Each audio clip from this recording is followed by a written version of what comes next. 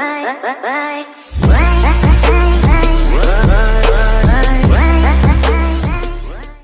ini pegawai negeri sipil PNS atau aparatur sipil negara ASN dipastikan akan menerima gaji ke-13, tunjangan, dan tunjangan hari raya THR utuh, tanpa dipotong.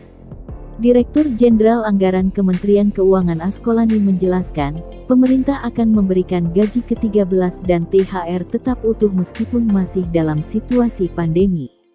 Di saat gaji dan pendapatan sejumlah pekerjaan terdampak corona, hal tersebut tidak berlaku bagi PNS.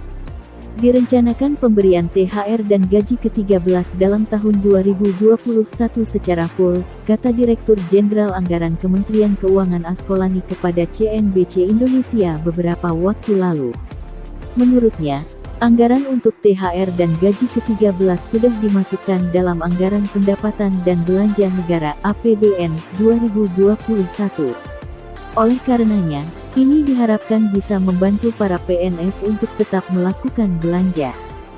Saat ini rencananya sama dengan kebijakan sebelum COVID-19.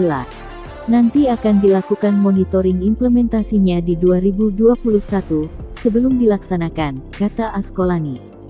Kebijakan THR dan gaji ke-13 PNS sudah tercantum di dalam Undang-Undang APBN tahun 2021 dan masuk di dalam alokasi yang telah diperhitungkan di dalam alokasi dasar formula untuk daerah yaitu Dana Alokasi Umum (DAU) daerah.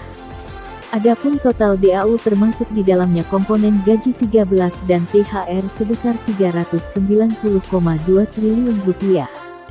DAU sebagaimana dimaksud pada ayat 12 telah memperhitungkan formasi calon pegawai negeri sipil daerah, pegawai pemerintah dengan perjanjian kerja, gaji ke-13 dan tunjangan hari raya, tulis salah satu pasal di UU APBN 2021. Sama seperti pemberian gaji maka pemberian THR dan gaji ke-13 diberikan kepada PNS aktif hingga pensiunan. Pemerintah akan berikan gaji ke-13 yang nanti pelaksanaannya akan dilakukan Juni tahun 2021, kata Sri Mulyani, Menteri Keuangan RI, dikutip Senin tanggal 17 Mei tahun 2021. Gaji ke-13 pelaksanaannya pada Juni tahun 2021. Besaran gaji ke-13 bagi ASN, TNI, dan Polri adalah gaji pokok dan tunjangan melekat, ujar Menteri Keuangan Sri Mulyani dalam konferensi pers Kamis tanggal 29 Maret tahun 2021 lalu. Sri Mulyani mengatakan pemerintah hanya memasukkan gaji pokok dan tunjangan melekat dalam pembayaran gaji ke-13. Itu berarti, tunjangan kinerja kembali dihapus dari komponen gaji ke-13. Tunjangan melekat terdiri dari tunjangan keluarga dan tunjangan jabatan yang masuk dalam komponen pembayaran gaji ke-13. Besaran gaji ke-13 TNI, Polri, PNS adalah gaji pokok dan tunjangan melekat, ungkapnya. Sementara itu, rincian komponen gaji ke-13 yang akan diterima para ASN tersebut tertuang dalam Peraturan Menteri Keuangan PMK Nomor 42 PMK 05/2021 tentang petunjuk teknis pelaksanaan pemberian THR dan gaji ke-13 kepada aparatur negara, pensiunan, penerima pensiun, dan penerima tunjangan tahun 2021. Yang bersumber dari Anggaran Pendapatan dan Belanja Negara (APBN). Gaji ke-13 bagi PNS, PPPK, TNI, Polri, pejabat negara, Dewan Pengawas Komisi Pemberantasan Korupsi (KPK), pimpinan Lembaga Penyiaran Publik (LPP), dan pegawai non-ASN yang bertugas pada LPP terdiri dari gaji pokok, tunjangan keluarga, tunjangan pangan dalam bentuk uang, dan tunjangan jabatan atau tunjangan umum. Besaran gaji pokok dan tunjangan tersebut sesuai dengan jabatan atau pangkatnya. Tunjangan jabatan sebagaimana dimaksud meliputi tunjangan jabatan struktural, tunjangan jabatan fungsional, dan tunjangan yang dipersamakan dengan tunjangan jabatan sesuai dengan ketentuan peraturan perundang-undangan, bunyi ayat 6 pasal 6 PMK tentang THR dan gaji ke-13, dikutip Selasa tanggal 18 Mei tahun 2021. Sementara itu, gaji ke-13 bagi Wakil Menteri paling banyak sebesar 85% gaji ke-13 yang diberikan kepada Menteri Sedangkan, gaji ke-13 bagi staf khusus di lingkungan kementerian, lembaga dan pejabat yang hak keuangan administratifnya disetarakan atau setingkat dengan menteri, pejabat pimpinan tinggi, administrator, atau pengawas paling banyak sebesar gaji ke-13 yang diberikan kepada pejabat yang setara atau setingkat hak keuangannya atau hak administratifnya. Selanjutnya, gaji ke-13 bagi hakim ad hoc, sebesar gaji ke-13 sesuai dengan ketentuan peraturan perundang-undangan.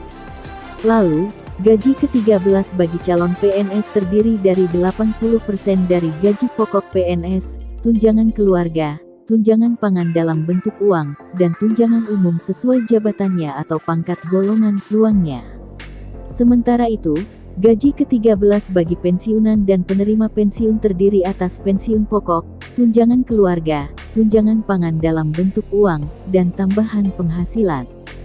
Gaji PNS sendiri diatur dalam PP nomor 15 tentang gaji PNS. Dalam aturan itu, dituliskan bahwa gaji terendah PNS, golongan 1A masa kerja di bawah 1 tahun sebesar Rp1.560.800. Sementara itu, gaji tertinggi yakni untuk PNS golongan 4E dengan masa kerja 32 tahun adalah sebesar Rp5.901.200. Sedangkan, tunjangan yang diterima PNS bervariasi besarnya, bergantung pada instansi atau lembaga yang membawahinya, jabatan, kinerja, dan sebagainya. Berikut daftar penerima THR dan gaji ke-13 dari pemerintah. 1. PNS 2. Prajurit TNI 3. Anggota Polri 4. PNS, prajurit TNI, dan anggota Polri yang ditempatkan atau ditugaskan di perwakilan Republik Indonesia di luar negeri. 5. PNS, prajurit TNI, dan anggota Polri yang ditugaskan di luar instansi pemerintah baik di dalam maupun di luar negeri yang gajinya dibayar oleh instansi induknya. 6. PNS, prajurit TNI, dan anggota Polri penerima uang tunggu. 7. Penerima gaji terusan dari PNS, prajurit TNI, atau anggota Polri yang meninggal dunia, tewas, atau gugur. 8. Penerima gaji dari PNS, prajurit TNI, atau anggota Polri yang dinyatakan hilang. 9. Hakim dalam jabatan hakim madya muda ke bawah, atau hakim dengan pangkat kolonel ke bawah, di lingkungan Mahkamah Agung dan badan peradilan yang berada di bawahnya. 10. Penerima pensiun dan penerima tunjangan. 11. Pegawai non-pegawai negeri sipil pada LNS, LPP, dan BLU. 12. Pegawai lainnya yang diangkat oleh pejabat yang memiliki kewenangan sesuai dengan ketentuan peraturan perundang-undangan. 13. Calon PNS. Berikut komponen gaji ke-13 PNS. 1. Gaji pokok. 2. Tunjangan keluarga. 3. Tunjangan pangan dalam bentuk uang. 4. Tunjangan jabatan atau tunjangan umum.